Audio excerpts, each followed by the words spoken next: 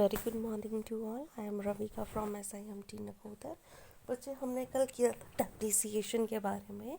Depreciation जो है ये जो है हर एक साल यूज़ की जाती है, अप्लाई की जाती है, और ये जो है हम इक्विपमेंट्स का यूज़ करने के कारण उसकी जो वैल्यू में डिक्रीज आता है वो हम कहते हैं डेप्रिसिएशन। अब इन्होंने आपको एक एग्जाम्पल दिया है, देखिए। ऑन 1 जुलाई 2014 वुड्रो फॉर्म, एक फॉर्म था, उसने कंप्यूटर परचेज किया था 3000 का, और इसमें GST इंक्लूड था, कैश, ठीक है। इन्होंने जो है 3 इयर्स के बाद उसमें एस्टिमेटेड किया कि उसकी वर्थ जो है, यानी कि उसकी जो वैल्यू है वो ज़ीरो है। यहाँ पे डॉलर में दिया है, हम इसे अपने अकॉर्डिंग रुपीज़ में करेंगे, ठीक है। और 3 साल के बाद उसकी जो वैल्यू है वो ज़ीरो हो गई है। अब ये जो है नॉन करंट एसेट है, इसका फ्यूचर इकोनॉमिक बेनिफिट जो है वो फॉर्म को है, जो कि कलेक्ट किया गया है, ठीक है। और ये जो है बेनिफिट जो है फॉर्म का वो मोर देन 12 मंथ्स का है, ठीक है। यानी उसको 12 महीने का फ़ायदा जो है वो उसे मिल चुका है, ठीक है। तो कंप्यूटर की लाइफ जो थी वो 3 इयर्स थी। क्यों? वैल्यू जो थी कंप्यूटर की कंज्यूम की थी, और ये हमने हर साल जो है राइट ऑफ की है एज अ एक्सपेंस, जिसे हमने डेप्रिसिएशन कहा है, जो कि अनकंज्यूम्ड पोर्शन था, ये रिपोर्ट किया गया था as a non current asset. तो डेप्रिसिएशन जो है वो हमने इसमें कॉस्ट जो है नॉन करंट एसेट्स की, वो उसकी यूज़फुल लाइफ में उससे क्या कर ली है, ऑब्टेन कर ली है। अब इसका पर्पस क्या था? इसमें हमने जो है ये जो था इंश्योर किया कि जो एक एक्यूरेट, रिलायबल,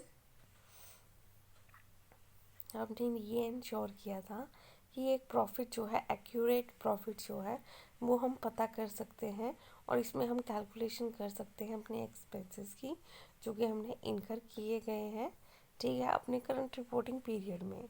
अब बोलते हैं हमें डेप्रिसिएशन जो है वो कैलकुलेट कैसे करनी है। एक्चुअली इनके जो है बहुत सारे फार्मूलाज होते हैं।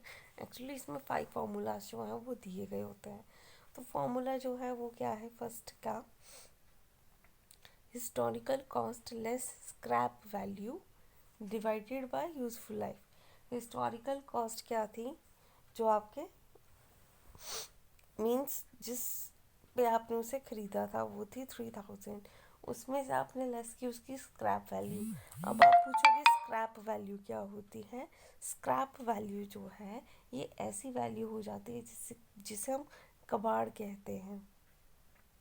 जब हम कोई चीज़ कबाड़ में बेचते हैं, ठीक है, तो उसकी हमें एक वैल्यू दी जाती है। मान लो आप आयरन वगैरह जो है वो, जब आप घर पे कंस्ट्रक्शन करते हैं, आपका आयरन बच जाता है या कुछ सामान बच जाता है, तो उसमें आप क्या करते हो? 5, 10, 15, 50 रुपए, या समटाइम जितना ज़्यादा क्वांटिटी का कबाड़ होता है उतनी आपको थोड़ी वैल्यू मिल जाती है, ठीक है। अब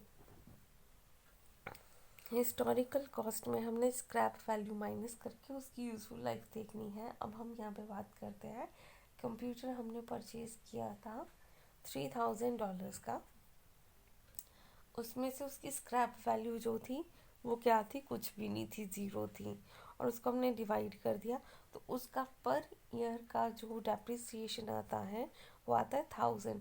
यानी कि पहले साल में हमने 1000 उस पर चार्ज किया, सेकेंड ईयर में किया, एंड थर्ड में किया। तो ये जो था आपका, जो आपने 1000 जो है पर ईयर उसकी जो है कॉस्ट निकाली है, ये जो है ये उसकी क्या है? डेप्रिसिएशन है।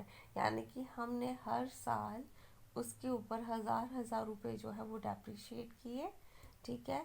और ये जो डेप्रिसिएशन थी हम फर्दर इसको यूज़ कर सकते हैं अपनी मशीनरीज को परचेज करने में।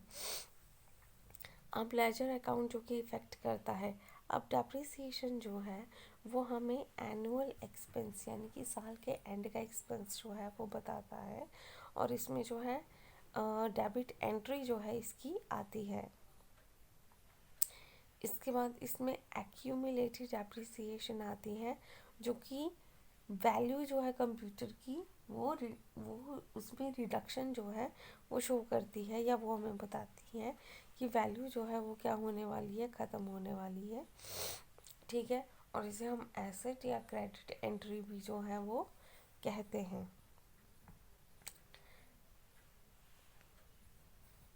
आज के लिए बच्चे इतना ही, बाकी का टॉपिक हम कल डिस्कस करेंगे।